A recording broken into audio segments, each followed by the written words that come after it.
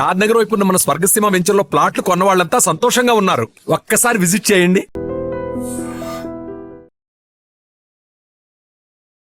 తెలిసిన డాక్టర్ అన్నాడు, తక్కువ అన్నాడు, లక్షలు వెయ్యిలు ఇవే గుంజుతా.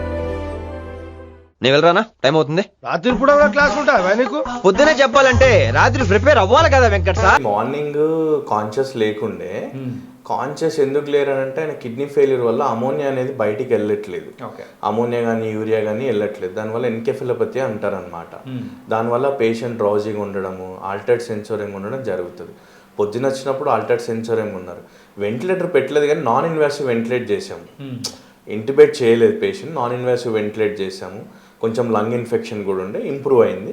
పోస్ట్ డయాలసిస్ ఇప్పుడు able to open his eyes, able to respond ఇప్పుడు కొద్దిగా. So if this goes till tomorrow and మళ్ళీ రేపు డయాలసిస్ చేస్తే output would be little more better and stable అనేది మేము అనుకుంటున్నాము. బట్ ఈ fines to be critical still. We cannot say ఇప్పుడు మంచిగా అయిపోయిండు అని చెప్పలేం, బట్ ఈ fines to be critical still. It might take some more time him to recover. అంటే అలాగే ప్రస్తుతం ఇలాగే కంటిన్యూ అయ్యింది అని అంటే what's the next process? Actually if ఈ స్టేబుల్ అంటే మన డయాలసిస్తో స్టేబుల్ అయ్యాడు అనుకుంటే ట్రాన్స్ప్లాంట్ సెంటర్ తీసుకెళ్ళడము, డోనార్ దొరికితే ఆయన స్టేబుల్గా ఉంటే డొనేట్ చేసే వాళ్ళు దొరికితే ట్రాన్స్ప్లాంట్ సర్జన్ ఒపీనియన్స్ తీసుకుని ట్రాన్స్ప్లాంట్ చేయించుకుంటే he will be very much normal. Okay, he will be pretty normal. Kidney transplant చేసుకోవచ్చు, he will be fine. And ఏంటంటే క్రిటికల్ కేర్ అనేది కూడా కొంచెం చూస్తూ ఉన్నాము. అంటే దాంతోపాటు అక్కడ కిడ్నీ ఫెయిల్యూర్తో పాటు లివర్ ఇన్ఫెక్షన్ కానీ లివర్ ఇష్యూస్ అనేది కూడా లేదు, బ్లడ్ ఇన్ఫెక్షన్ ఉంది. తర్వాత కాళ్ళకు 2 ఇన్ఫెక్షన్స్ వచ్చాయి. ఇంతకుముందు ఆయన రికవర్ అయ్యారు. రెగ్యులర్ డయాలసిస్ వెళ్తుండేది. Duties, life habits and everything, life habits కానీ అవన్నీ కూడా దానికోసం అని చెప్పేసి ఆయన మళ్ళీ సడన్గా అన్కాన్షియస్ అయ్యారు. తర్వాత వచ్చేసి మళ్ళీ మన దగ్గర 3 days బ్యాక్ వచ్చినప్పుడు అన్కాన్షియస్ విత్ షార్ట్నెస్ ఆఫ్ బ్రెత్తో వచ్చారు. తర్వాత మళ్ళీ డయాలసిస్ చేసాము, కొంచెం బెటర్ అయ్యారు. మళ్ళీ కొద్దిగా మళ్ళీ డ్రౌజీ అయ్యారు బికాస్ ఆఫ్ హై అమోనియా. ఆయన మోషన్ కూడా పాస్ చేయట్లేదు, యూరిన్ అవుట్పుట్ ఉండదు. సో దానివల్ల ఏమవుతుందనంటే పేషెంట్ అమోనియా లెవెల్స్ పెరిగి అమెనిక్ ఎన్కెఫిలోపతి అని అంటారు, ఆ పొజిషన్లో ఉన్నారు. మనం రెగ్యులర్ డయాలసిస్ చేస్తున్నాము. రెగ్యులర్ డయాలసిస్ ఈరోజు కూడా చేస్తున్నాము, రేపు కూడా చేస్తాము. Some times doing regular dialysis also. Okay, dialysis disequilibrium అని బ్రెయిన్లో ఏర్పడుతుంది అనమాట డ్రాస్టిక్గా. దానివల్ల కూడా పేషెంట్ కోమాలో ఉండే అవకాశం ఉండొచ్చు. సో అది one of the side effects of dialysis. And kidney transplantation అనేటప్పటికీ అది కూడా కొంచెం ఎక్కువ ఖర్చుతో కూడుకున్నది అని చెప్పేసి కూడా వింటూ ఉన్నాం. అవునవును. మరి దానికి సంబంధించి యాక్చువల్లీ మన సెంటర్లో we don't do kidney transplant and అది హయ్యర్ సెంటర్స్లో చేస్తారు. ట్రాన్స్ప్లాంట్ సెంటర్స్ సపరేట్ ఉంటాయి, అందులో చేస్తారు. అది కాస్ట్ ఎఫెక్టివ్ ఉంటుంది, డోనర్స్ ఉండాలి, దానికి ఒక ప్రొసీజర్ ఉంటుంది, గవర్నమెంట్ ప్రోటోకాల్స్ ఉంటాయి. అవన్నీ మ్యాచ్ అయితే, గవర్నమెంట్ ప్రోటోకాల్స్ అన్నీ మ్యాచ్ అయితే, if the patient is stable, shift to the higher centre, do what ever they wanted to do. But as of now is still to be critical. It is long to think about transplant and all. Let him get stable, come out of ICU. అప్పుడు ఆలోచించండి దాని గురించి. But that is one of the option left for him. Okay, otherwise he should go for regular dialysis. Doctor fish Venkat గారి ఆరోగ్య పరిస్థితి ఎలా ఉంది ఏంటి? ఓకే, నా పేరు డాక్టర్ అవినాష్ అండి, ఐసీయూ డాక్టర్ని. ఓకే, ప్రజెంట్ అంటే తన కండిషన్ కాబట్టి మీకు తెలిసే ఉంటుంది, కిడ్నీ డిసీజ్ ఉంది తనకి. So kidney disease, liver disease 2 combine అయ్యి. ఓకే, ఆల్రెడీ వాళ్ళు 4 years నుంచి డయాలసిస్ చేసుకుంటున్నారు. He's having 4 years of dialysis history. Okay, so present complaint మన దగ్గర ఎందుకు వచ్చాడంటే ఎస్ఓబితో ఎక్కువ అయ్యి, ఫ్లూయిడ్ ఓవర్లోడ్ అయ్యి, అంటే అది యూరమిక్ విత్ హెపాటిక్ ఎన్సెఫలోపతి అంటాము. ఓకే, సో బాడీలో యూరియా పెరిగింది, అమోనియా పెరిగింది. సో దానివల్ల ఇరిటబుల్ అయ్యాడు పేషెంట్, కొంచెం డ్రౌజీగా అవుతున్నాడు. సో ఇప్పుడు ప్రస్తుతానికి మనం ఏం చేస్తున్నామంటే రెగ్యులర్ డయాలిసిస్ చేసుకొని, ఓకే, బ్లడ్ కూడా తక్కువ ఉంది తనకి. సో ఆన్ అడ్మిషన్ మనకు 5 నుంచి 6 దాకా ఉంది హెచ్పి. సో ఇప్పుడు కిడ్నీ అంటే ఇప్పుడు క్రానిక్ కిడ్నీ డిసీజెస్లో హిమోగ్లోబిన్ తక్కువ అయ్యే ఛాన్స్ ఎక్కువ ఉంటుంది. సో బాడీ ప్రొడక్షన్ కూడా తక్కువ అయ్యే ఛాన్స్ ఉంటుంది. సో ఇప్పుడు మనం ప్రస్తుతానికి ఏం చేస్తున్నాం అంటే regular day by day dialysis చేసుకొని తన ఇంప్రూవ్మెంట్ ఎలా ఉంది ఒకసారి చూసుకొని, మళ్ళీ డయాలసిస్ పడుతుందా అది చూసుకొని అదంతా మానిటర్ చేసుకుంటున్నాము. ఓకే, ఇప్పుడు ఒక్కొక్క డయాలసిస్కి తను కొంచెం స్పృహలు కొంచెం వస్తున్నాడు, మాట్లాడుతున్నాడు, స్పృహలకు వస్తున్నాడు, మళ్ళీ వెళ్ళిపోతున్నాడు. సో ఇది ఎండ్ ఆఫ్ కిడ్నీ డిసీజ్ అంటాము, సికేడి స్టేజ్ 5. వేరే గ్లోమరులర్ ఫిల్ట్రేషన్ రేట్ అంటాము, అది చాలా లో ఉంది తనకి. ఓకే, సో అది ఎండ్ స్టేజ్. స్టేజ్ 5 అంటాము. సో దీనికి పరిహారం అంటే కిడ్నీ ట్రాన్స్ప్లాంటే చేసుకోవాలి. అంటే ఇంకా వేరే ఆప్షన్స్ ఏం లేవు. అదే డయాలసిస్ ఉంటుంది కానీ ఇప్పుడు ప్రస్తుతానికైతే వెయిట్ చేస్తూ ఉంటాము. తను రికవర్ అయ్యేదాకా డయాలసిస్ చేస్తూ ఉంటాము. అంటే ఇప్పుడు ప్రజెంట్ ఉన్న సిచ్యువేషన్స్లో నార్మల్ పర్సన్ అవ్వాలంటే compulsory transplant is the goal, main goal. మనం ఏం చేస్తున్నాం ప్రస్తుతానికి పేషెంట్ తను డైలీ యాక్టివిటీస్ చేసుకోవడానికి డయాలసిస్ అవసరం పడుతుంది అంతే. ప్రజెంట్ ఆరోగ్య పరిస్థితి స్టేబుల్ లేదు. ఇప్పుడు ఈ బ్లడ్లో ఉన్న యూరియా మరి లివర్ వల్ల అమోనియా అనేది పెరుగుతుంది ఎక్కువ.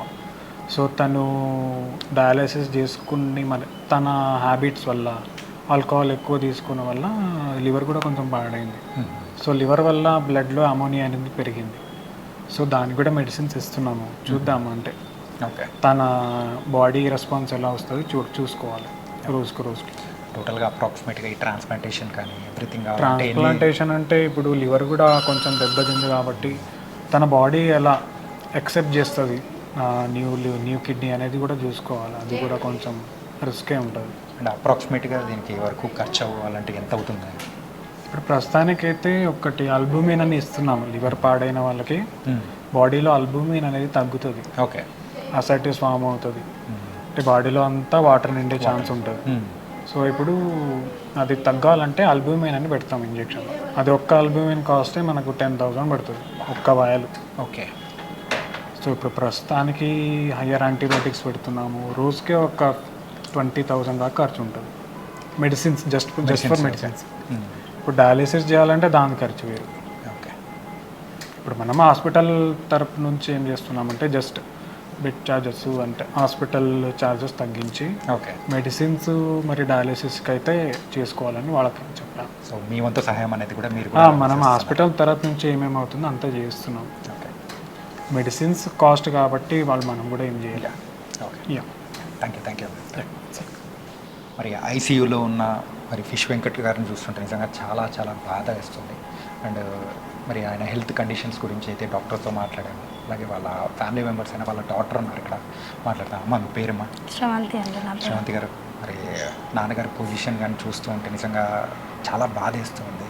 ఇంతకు మీరు ఎలా ఫీల్ అవుతున్నారు, అసలు ఎలా అనిపిస్తుంది? బాధనే కదండి మాకు. అంత మంచిగా ఉండేటైనా యాక్టివ్గా ఒకటేసారి ఇట్లా అయిపోయిండు.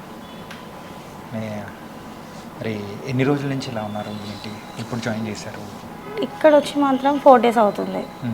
కానీ ఆయన పేషెంట్ లాగా మాత్రం 4 years అవుతుంది. 4 years నుంచి డయాలసిస్ పేషెంట్ అయ్యిండు. Day by day చేయించుకుంటున్నాడు.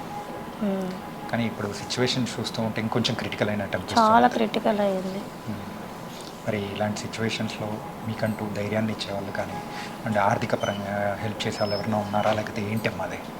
ప్రస్తుతానికి ఇప్పటివరకు అయితే ఎవరు ముందు రాలేదండి. ట్రై చేస్తున్నాం, ఇండస్ట్రీ నుంచి కూడా ట్రై చేస్తున్నాం, కానీ ఇంకెవరైతే ఇట్లాంటి కాల్ రాలేదు. కాకపోతే ఆయన సిచ్యువేషన్ చూస్తున్నా ఏంటంటే రోజుకి ఎంత ఖర్చు అవుతుంది ఏంటి అని చెప్తూ ఉంటే, సో సుమారు ఆ లివర్కి సంబంధించిన అది వాడాలి అంటేనే ఒక ఇంజెక్షన్ కాస్టే 10,000 అని చెప్పేసి 10,000. మరి ఎలా బేర్ చేస్తున్నారు, ఎలా తట్టుకొని నిలబడుతున్నారో మాకు అర్థం కావట్లేదు. నిజంగా చాలా చాలా బాధేస్తుంది అసలు. కొంతమంది ఇట్లనే రిలేటివ్స్ వీళ్ళు కొంచెం హెల్ప్ చేస్తున్నారు. ఇంకా ఫ్యాన్స్ కొంతమంది నిన్న నుంచి స్టార్ట్ అయింది కొంచెం హెల్పింగ్. కానీ ఇండస్ట్రీ నుంచి గవర్నమెంట్ నుంచి అయినా కానీ ఎవ్వరు మాత్రం హెల్ప్ చేయట్లేదు. ఇంకా చిరంజీవి గారైనా కానీ, పవన్ కళ్యాణ్ గారు, ఎన్టీఆర్, బాలకృష్ణ, రవితేజ వీళ్ళతో మంచి మంచి పెద్ద పెద్ద ఫిలిం ఆర్టిస్ట్తో హీరోస్తో డాడీ చేసిండు. వాళ్ళు కొంచెం ముందు వచ్చి కొంచెం డాడీకి ఏమైనా హెల్ప్ చేస్తే చాలండి మాకు అది. ఓకే, అలాగే మీరు అంటున్నారు కాబట్టి ఖచ్చితంగా చూస్తున్నాం, వాళ్ళ వరకు తెలియాలనేసి మేము. ఓకే, మరి పెద్దల వరకు కూడా చేరాలనే ఒక చిన్న ప్రయత్నం అనేది కూడా చేస్తున్నాం మీతో మాట్లాడించి.